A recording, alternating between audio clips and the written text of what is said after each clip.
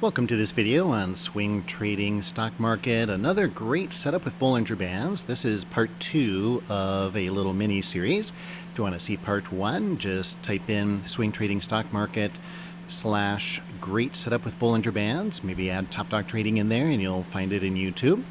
But you can watch this one first. They're not in any particular order. They're just two different setups using Bollinger Bands for swing trading. Actually, you can use it for day trading as well and other markets as well.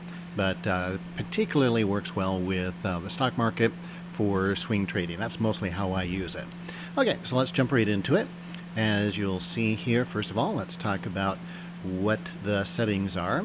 So we're using Bollinger Bands with a setting of 2 and 14. So 14 period and 2 standard deviation. That's what I personally use. You can try with other settings as well.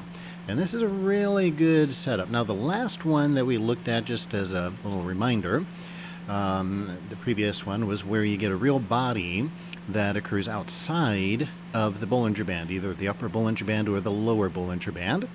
And depending on the type of setup you have, it's a reversion to the mean setup back to the 15 EMA. Generally in this kind of situation, it would just be a little scalp trade. And I like to do it with options on daily charts. That's how I personally like to do it, but you can use other things as well, as I said before. Okay, now this setup that we're teaching today is quite different. So here it is. So the market goes up and price touches the upper Bollinger Band.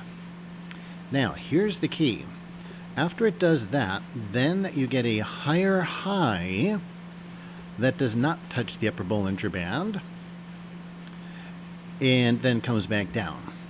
So both of these are different signals. This one comes down. This, by the way, is the 15 exponential moving average, this black line. And then this moving average here, this green and red one, that is the 50 period simple moving average. So it is showing a shift of momentum, if you will, a little weakness there.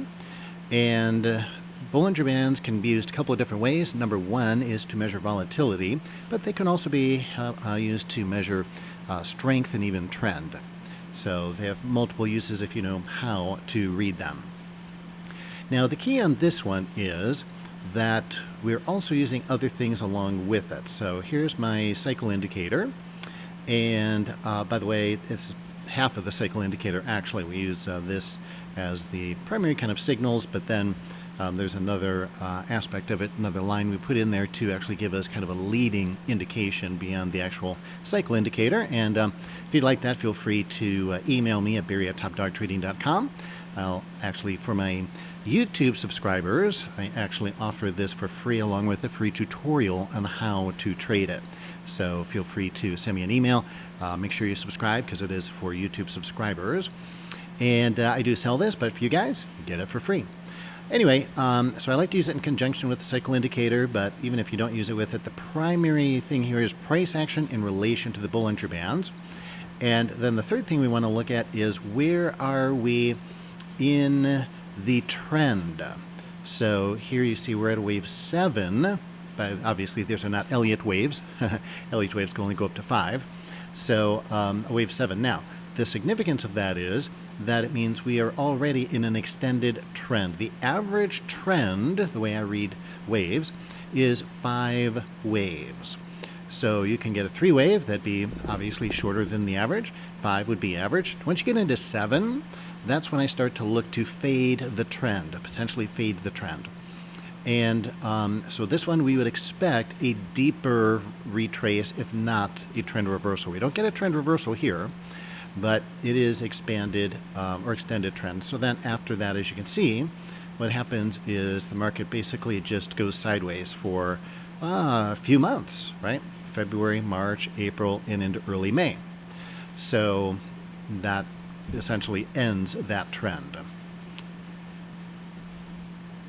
So here's another example of the stock market, swing trading this, and with the Bollinger Bands. So again, I like to put this in the context of the trend. Very important that you understand that really the bottom line of what this signal is telling you is that there's a high probability final cycle high. That's the key. That's the real point here. Then you need to look at where you are in the trend as far as price structure goes, as to how far you expect the market to retrace from that. So here we have an impulse move up. Okay, we've 1, 2, okay, and there's 3. Now, before I go to 3, we get an impulse move up from this cycle low to that cycle high. Now, it touches the upper Bollinger Band here. Then the market makes a higher high, price action makes a higher high, that does not touch the upper Bollinger Band. In fact, it's quite a ways away from it. So then we would expect, okay, that is going to be the final cycle high before we put in a cycle low. That is the real signal that this is giving you. Then for any other signals, you need to look at other components, such as your moving averages, your momentum indicator, the next higher time frame, things like that, to find out what your expectancy of profit will be. But at the very least, I like to see it come back to the 15 EMA. So it comes back down here. Now, if you were to trade options on this, you could buy a put. You'd want to buy something that moves, it's very correlated with the movement of the market, so it's moving fast. You're making money real fast. And because it's just a little scalp trade. These are just scalp trades right now. And that's true until we go up here, and there we get 4. Now again, the average wave is 5 in a trend. Market comes back up, hits the upper Bollinger Band, rides it up. Now look, it hits the Bollinger Band here. Then we make higher high, much higher high after touching the Bollinger Band. But where is the Bollinger Band? Way the heck up here, it's even off the chart. So then we would say, oh, okay, now that is a high probability final cycle high before we put in another cycle low. The difference with this one is we're at a wave 5, which is an average trend. So yeah, I'd expect it to come down to the 15 EMA and maybe even go lower because, okay, if it comes down, let's say about a couple of contracts, or if you're doing shares, or if you're doing it with, you can do this with Forex as well. But so lots, contracts, whatever market you're trading. But now that we're at an extended trend, that's actually an average trend, not an extended trend, I'd expect it to come down even further. And that's what it is. And that's on the hard rate of the chart as of today. This is a current chart. And so you've got to look at the context again, what Alan Farley calls the landscape of the chart, to determine what type of reward you would expect out of this. Sometimes people ask me, well, what type of rewards do you expect from your trades? It depends on the trade, right? Depends on the trade. So there you go.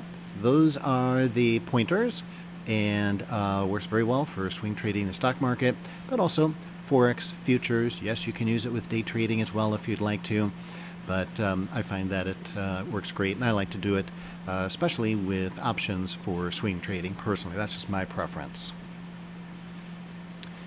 So if you like this video and you're watching it on YouTube, then go ahead and please click the thumbs up icon below and leave a comment because, well, that really encourages me to leave more free tutorials for you. I love creating these for you, but I like to know that people want them to keep coming. So encourage me by doing that. And also, I've got one of my favorite trade strategies. It's called the rubber band trade that I will give you absolutely free. It's got a very high win-loss ratio. It's a simple strategy. I can teach it to you in about 26 short minutes. You can get the video explaining that trade strategy by simply clicking on the image in the top left corner, or if you're on a mobile device, click on the little eye with a circle around it in the top right-hand corner of this video.